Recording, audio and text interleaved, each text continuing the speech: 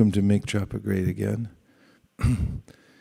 I was thinking this morning on the way here about how we spent time. Means our last Yatra when we were in Vrindāvan recently, in Kārtik. And we went to a place called Imlitāl. It means the tamarind tree. It's along the pārikrāmā marg around Vrindāvan. And Caitanya Mahāprabhu used to go there every day in the morning time, and he would sit there till late morning, and he'd chant the holy names. So Mahaprabhu came. He's Krishna himself, but he's in his Acharya līlā. And he showed by his example how to spend one's most valuable part of the day, which is chanting Hare Kṛṣṇa. So the mind is always looking for some kind of advantage, that I want to do speed learning or speed reading or whatever it is in order to find out how to have the edge in this world.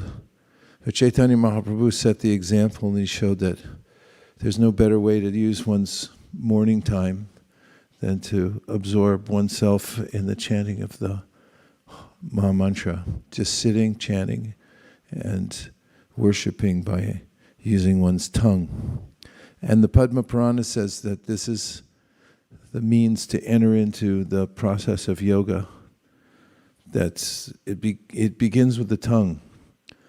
So whenever the mind gives some resistance, we can remember the example of Caitanya Mahāprabhu and also the direction of the Puranas, Padma Purana, which says that the entryway into the transcendental world starts with one's tongue. Hare Kṛṣṇa.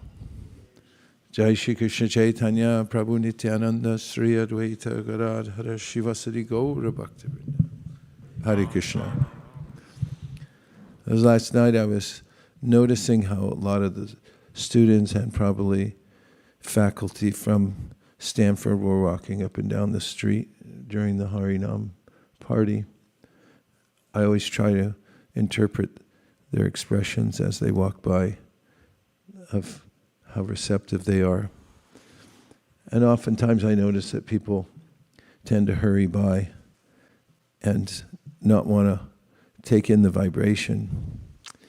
And there's a way that it seems so foreign to someone who's cultivating a different worldview through understanding the world through the eyes of science. It seems ludicrous to sit and chant Hare Kṛṣṇa on a street corner somewhere, archaic perhaps, maybe not well informed or fanatical, and so forth. And in the Gita, Krishna says that for somebody who's awakened to spiritual life, their daytime is like night for the person who's cultivating material knowledge. It's all Krishna's energy.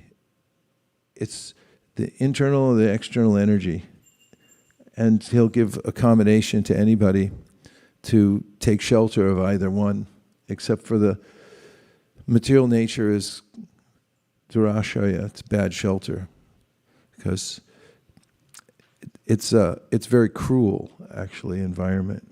Doesn't accommodate our sensitivities where we want to love and be loved and be in an eternal state of connection. We get churned all the time.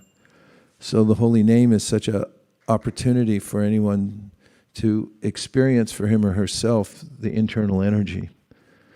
It's the direct contact with that. I had a question, and that is, was your japa better in the beginning when you started this morning, or did it trend towards getting better near the last part? Which part was better? Go ahead, we only have a couple minutes. You can say, Prabhu, Keshava. Thank you, Maharaj, for asking that question. So Maharaj, it's like the spaceship, it has to be launched, right? So that analogy. So you have to prepare yourself for that absorption. So it started with the feeling of gratefulness because this is a privilege that we have, that we are chanting. And then it went into a stage of inspiration because we all, especially all the devotees, waited it out yesterday and they are here. And then suddenly, the desire to be with the holy name and spend some time with the holy name comes into the heart. The connection becomes deeper, and then suddenly, you can experience some special moments when, of gratefulness, when the holy name starts giving you that connection, the deeper connection, where you can feel the presence of the Lord is there in that holy name, and his pastimes come into your minds. Thank you, Prabhu, for the spaceship analogy. What do you all think would happen if you planned for a day of chanting 64 rounds? What is your interpretation of what, or your prediction of what might happen in your chanting? Anyone want to venture a guess? You got to be quick though. Yes. Hare Kṛṣṇa, Guru Maharaj. I feel it will be such big boost for the future, so it will give a deeper taste and inspiration next day, and then continue and do more and more for the future. You think the rocket ship would just take off and you might not come back?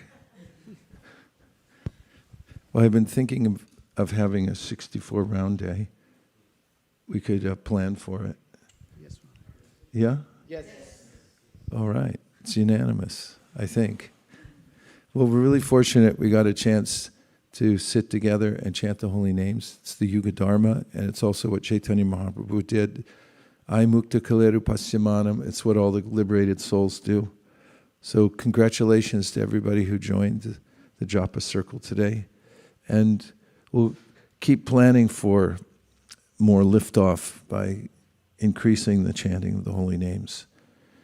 Dear Srila Prabhupada, dear Sri Caitanya Mahāprabhu, Shri Shri Panchatattva, Shri Shri Radha Madan Mohan, Shri Shri Lakshmi Nrsingadev, if you so desire, please empower us to have a 64-round day and be enthusiastically engaged in chanting your holy names. Thank you for considering our request. Om Tat Sat. Everyone who agrees with this prayer in whole or in part, please unmute and say Hare Kṛṣṇa.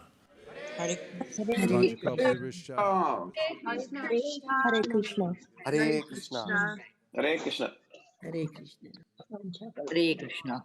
Hare Krishna.